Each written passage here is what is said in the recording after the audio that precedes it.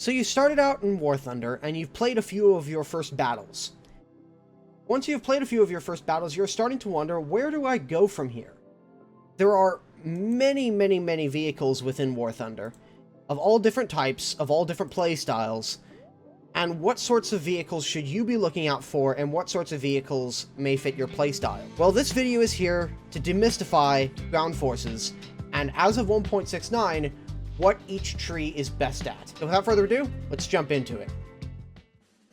So let's start with the Americans, my personal favorites. Now, the Americans are jack-of-all-trades, masters-of-none type of a nation. They can do a little bit of everything. They've got vehicles capable of doing a vast range of different types of missions, from scouting, to tanking, to dealing damage, to flanking. They have a very, very wide range of capabilities spread across their tech tree, which is something kind of unique, because a lot of the other nations generally tend to focus on a couple of different things. And I will get into those particular topics as I move through the other nations. But starting with the Americans, like I said, they are generally a jack-of-all-trades, a master-of-none type nation. The Americans start out, like a lot of the other nations, with very, very fast-firing, very fast little light tanks with rapid-firing guns.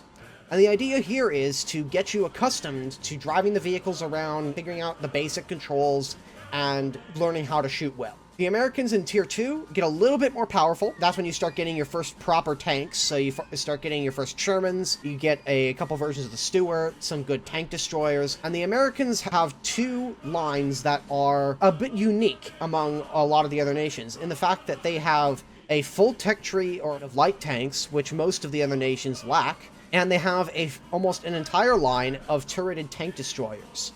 And the US tank destroyer line starts off with the M2A2, which, by the way, I recommend you do not play because it is only given a couple machine guns on it. Your likelihood of actually penetrating enemy vehicles is going to be quite slim. However, with a couple of exceptions, the Americans have mostly a turreted tank destroyer line. And their tank destroyers tend to focus on firepower at a lower battle rating compared to their contemporary medium tanks. The other thing about the American tanks is that they generally have a solid lineup all the way through their tech tree as of 1.69. Okay, I believe that covers the Americans for the most part, and let's move on to the Germans.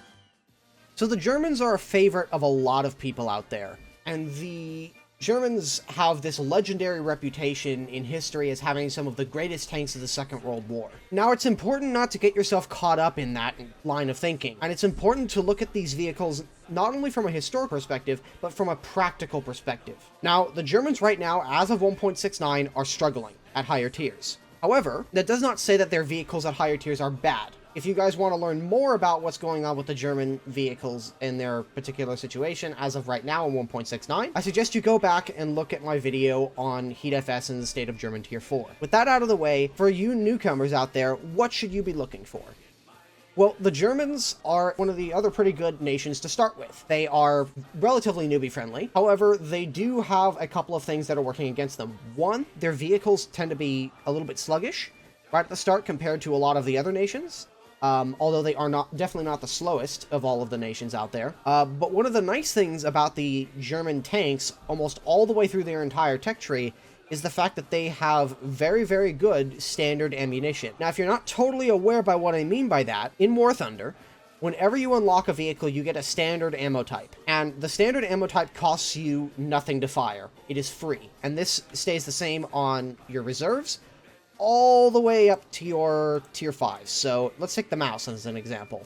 So your Panzergranate, your top-of-the-line heavy tank that you unlock for the Germans, standard ammunition that is available to it is free right out of the box. Many of the other nations in the game struggle with their standard ammunition types, and there is one nation in particular that really does struggle, and I will get to them in a bit. However, for the most part, the German armored tech tree is very, very good about being good right out of the box. Most of their vehicles don't change in terms of their overall effectiveness from the time that you get them to the time that you have them fully upgraded. When you fully upgrade a vehicle, that only slightly increases its effectiveness.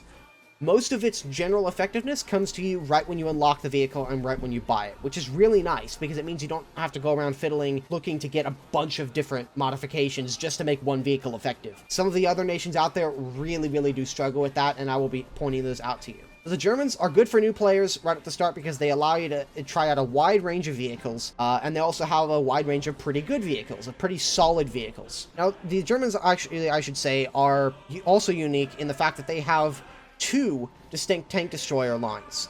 Most nations only have 1, but the Germans are unique in the fact that they have 2.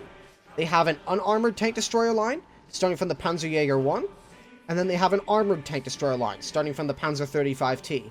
Now, while only the Panzerjäger 1 is an actual tank destroyer, the Panzer 35T leads into the German assault gun and armored tank destroyer type vehicles, culminating in the Jagdpanzer 4-5, which, ironically enough, has no armor. The other tank destroyer line that is available to the Germans, the unarmored one, starting with the Panzerjäger 1, culminates in the Raketen Jagdpanzer II Hot, which is an anti-tank missile carrier. So you can choose which one of those you like, and they both have their own capabilities, their own separate capabilities attached to them. So, for example, the armored tank destroyer line tends to be a little bit more mobile, a little bit better armored, tends to have pretty solid firepower. They're good all-rounders for the most part, with the exceptions being, say, like the Ferdinand and the Jagdtiger, which are very much stay back and snipe sort of tank destroyers and rely on their armor to take any return fire coming back at them. The unarmored tank destroyer line tends to focus on firepower, so bringing the biggest and baddest guns to the table in generally a very light or a very unmaneuverable package. So you start with the Panzerjäger 1, you got the Sturmpanzer 2. The Sturmpanzer 2 is equipped with a 150mm SIG-33 heavy infantry cannon. It is basically a gigantic derp gun, and you get it at 2.3 battle rating. To put this in perspective, this gun is more powerful with its HE shells than a KV-2. And it's at tier 1, whereas the KV-2 is at tier 3. The Sturmpanzer 2, a very capable tank destroyer, but does suffer from a couple of issues. The first of which is that it's open-topped, like a lot of these other tank destroyers are. They're open-top vehicles, they have no armor, so if you get hit, you're going to lose crew members and you're going to lose modules. Also, the Sturmpanzer 2 has a very, very narrow rate of fire and a very long reload time, so you have to keep that in mind when using this vehicle. You have an oddity in here, which is the Puma, which is sort of like the quintessential light tank for the Germans. This is a fan favorite for many. It's fast, it's got no armor, but it's very quick, it's got a decent gun on it, so on. You get a couple of mortars, which are essentially lightly armored tank destroyers mounted on captured chassis for the most part. So the Marder 3 actually has the Soviet 76mm cannon that's been captured by the Germans and redesignated the Pak-36R. And then the Marder 3H has the classic German 75mm Pak-40 mounted on it. They're essentially the same vehicles, they just share different armament. And then you have the Flak Bus, which is a favorite for a lot of people. This has the classic German 88mm flak gun and one of highest rates of fire of any guns above 76mm in diameter. This has a 6.5 second reload. When it was first in the game, this had a 5-second reload. It's a trade-off, but you get an extremely powerful gun at a very low battle rating. You've got a couple of vehicles here. You've got the Dickermax, the Nashorn, and the Sturr Emil, and these are classic, not very maneuverable vehicles, but have guns that punch well above their tier. All 3 of these vehicles are sort of sit-back and snipe types of vehicles, so if you like sitting back from the battlefield, not really getting directly involved, but supporting your allies from long range, definitely consider going down that line. You've also got the classic German heavy tank line that everybody knows and loves. However, at higher tiers they are struggling right now, but that is, again, a different discussion. The German mediums are generally good all around. The Panthers are solid vehicles. They're not the greatest, but they are solid vehicles. The Panther II is sort of like the pinnacle of the Panther line. It's an excellent balance of all the factors that you want: mobility, firepower, and armor. And then you have the Leopard 1s, and these sacrifice the armor component for increased mobility and excellent firepower. Alright, I believe that covers the German tech tree for now. Let's move on to the Russian tech tree.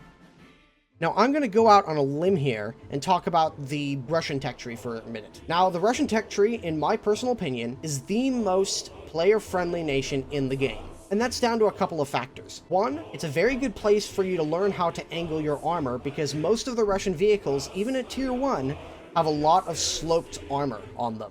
And this allows you to learn how to properly orient yourself in an engagement to further increase your survivability. Also, the other thing that the Russians possess in droves is a specialized ammunition type that a lot of the other nations use, but the Russians are generally known for, and that is APHE. And now APHE in War Thunder, whether you dislike it or you dislike it the way it's working or whatever, cannot be denied that APHE is one of the most deadly rounds in War Thunder total. Unlike, say, World of Tanks, where you're generally just looking for the highest penetration on all of your rounds, in War Thunder, something else you have to keep in mind is the post-penetration damage. Meaning, what does your shell do after it penetrates the tank? Does it just continue on going and hit whatever is in its way and damage that? Or does it go a certain distance inside the tank and detonate? Or maybe it's a heat round and it detonates on the outside of the tank and sends a copper jet through the armor? Or is it a Hesh round, and it just impacts the tank and destroys or sheer chemical energy through a series of shockwaves? The Russians, generally, most of their, like 99.99% of their tanks, all have APHE. And they have a good amount of HE, or of HE filler in these APHE rounds, meaning that you don't have to sit there and shoot tanks over and over and over again. Generally with the Russians, if you penetrate the enemy vehicle, you will either cripple it or you will destroy it in one shot.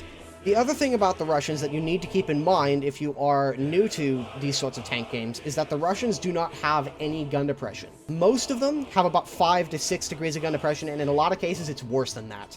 We're talking in some cases like this rare Matilda Mark II, it has 2 degrees of gun depression on it, which is very, very, very, very bad. The Soviets do not have gun depression on most of their vehicles, meaning that you want to fight on flat terrain as much as you can. So I think that pretty much covers the Russians. Again, they have good armor, they have excellent ammunition choices available to them, meaning that you don't have to shoot a vehicle multiple times generally in order to kill them. You generally just put 1 or 2 shots into an enemy vehicle and they die. And on top of that, they don't have any gun depression, so they really, really like to fight on level terrain. Alright, now let's move on to the British, because the British are one of the more interesting nations in the game.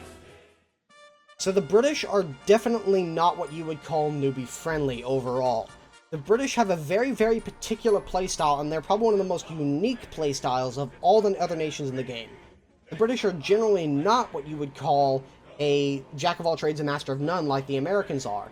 The British are a very, very defensive-oriented nation in terms of the way that they play. While they do have some aggressive elements to them, what really comes down and makes the British unique is their firepower. And I'm going to take one of their Tier 4 vehicles as an example of this. The British are focusing a lot on firepower and on much better armor protection for their vehicles. Now, while the British armor protection isn't perfect, the British armor protection is generally sufficient from Tier 4 onwards. It's not going to save you in all situations, but it can save you in a few instances. They are very much well known for their armor-piercing discarding sabot. The British actually came up with armor-piercing discarding sabot, and they called it at the time SVDS, Super Velocity Discarding Sabot. And the idea is that you take a much smaller core than the diameter of the gun, say a 40mm core, and you surround it in a sabot, a shoe, that increases its diameter to the same diameter of the barrel, allowing you to fire a much smaller projectile at a much higher velocity, therefore having greater penetration out of a much bigger gun. Now, the Centurion Mark I, I think, summarizes a lot of the British tanks in general from Tier 3 onwards in the fact that they are always defensive-oriented. Even at Tier 1, the British are very much defensive-oriented. While you do have vehicles that are exceptions to this rule, like the A-13s and the Crusaders, vehicles like the Valentine, with its 15 degrees of gun depression, high rate of fire, but solid shot ammunition, which is pretty much universal for British tanks across the board, puts the British at a bit of a disadvantage in terms of their one-shot damage. 2 ways that the British kill the enemy tank is either 1, hitting the ammunition racks on that vehicle and detonating them, or they kill as many crew as they can. They just keep killing the crew over and over again until there's no more crew left to kill. And that second option means that oftentimes you will have to put a lot of shells into a particular target in order to kill them. A lot more than, say, the Americans at Tier 4, or the Russians, or even the Germans, and even the Japanese. The Japanese generally don't have to put that many rounds into a target to kill it, even at Tier 4. So it's important to realize that the British play very differently, and they are much more oriented towards players who know what they're doing in the game. As a result, I cannot recommend that if you are a brand new player, that you play the British. Do not do it. Play the game for a little bit. I'd say get your first Tier 4 vehicle in another nation before you consider going to play the British. Because while the British, in my personal opinion, are the most competitive nation in the game, they are not the easiest nation in the game. In a lot of cases, they are extremely difficult. Alright, now let's move on to the very last nation here, Japan. Now, Japan. Japan is really one of the oddballs of ground forces. The Japanese, I would say, overall, are not in the greatest place right now. And the Japanese are definitely not what you would call newbie friendly. The Japanese are for a very, very specific group of people, mainly weebs, but regardless, the Japanese have a very, very particular playstyle. Their vehicles tend to lack armor, lack mobility, lack a lot of penetration, and in some cases rate of fire, but like Russians, they do a lot of one-hit damage. And that is because the Japanese, next to the Russians, have the most powerful APHE rounds in the game. A good example of this is the Ho-I, which is a tier 2 vehicle, and it does get an APHE round, but if you look closely, you'll see there that this APHE round, despite it only being a 75mm gun and having less than 50mm of penetration, has 460 grams of explosive filler in that shell, meaning that if you do penetrate with this round, it'll one-shot pretty much anything you face. Now, the Japanese do get slightly better anti-tank guns, but the Japanese World War II vehicles only go up to about tier 3, and currently they really sort of struggle in the tier 4 to tier 5 department. Not so much at tier 5, but mostly at tier 4. And that's because the Japanese are lacking a lot of the potential vehicles they could have in the game. On top of that, the Japanese vehicles, starting from the NATO, with these high-velocity 75mm cannons, only really puts them on par with, say, a Tiger in terms of penetration, but they do put them on par with the Tiger in terms of raw damage output. They sacrifice a lot of their armor, they sacrifice a lot of their mobility. The Chi-Ri, for example, while a medium tank, according to the tech tree, is really a heavy tank. It only has 75mm of armor, which, while great at tier 2, is pretty lackluster at tier 3. And the Chi-Ri is also currently a very, very unique vehicle in the game, in the fact that it is the only proper tank in War Thunder with an auto-loading mechanism as of patch 1.69. This tank has a 3-shot auto-loader, meaning that you have 3 rounds of very, very high rate of fire. I mean, we're talking about 3 seconds between each round. And once those 3 shells are expended, you go through a very long reloading period. What this allows you to do is it allows you to engage up to 3 targets in rapid succession before you have to pull back and reload. The problem with pulling back and reloading is that your mobility is utter garbage. Your reverse speed is not particularly good, your mobility, or your maneuverability in general is horrible, and your top speed is not very good either. Like I said, this plays more as like a heavy tank without the armor than, say, a medium tank of the same tier. Also, the Japanese, to help fill out their tech tree a little bit, do get quite a few American vehicles. You recognize the M24 Chaffee from the Americans, the M4A376W. Both of these vehicles are good, solid all-rounders. They also get the American M41 Walker Bulldog for the Japanese Self-Defense Forces, and the M42 Duster, which is the American Tier 4 SPAA. They do have a few vehicles of their own here, but as you can see, the Japanese tech tree is the smallest of all 5 of these tech trees, and they are the least fleshed out. So I would say hold off on the Japanese tech tree until you have quite a bit of experience in War Thunder, much like the British. I would say at least get tier 4 vehicles in another nation before you start experimenting with the British and the Japanese. So I hope this guide was useful to you overall as a new player starting out, to give you an idea of each individual nation, what they're good at, what they're not so good at, and where does your playstyle sort of fit into them. If you have any questions as a brand new player, please leave them down below in the comment section. I will do my very best to answer any questions you may have. And if you're still struggling, feel free to join my Discord. The invite link is in the description below, and you can personally ask me questions there on how things work and some of the other game mechanics involved. Thank you guys for listening. This has been Many Miles Away. Keep your tracks checked, keep your binders in place, keep around the tube, and I will see you guys in the next video.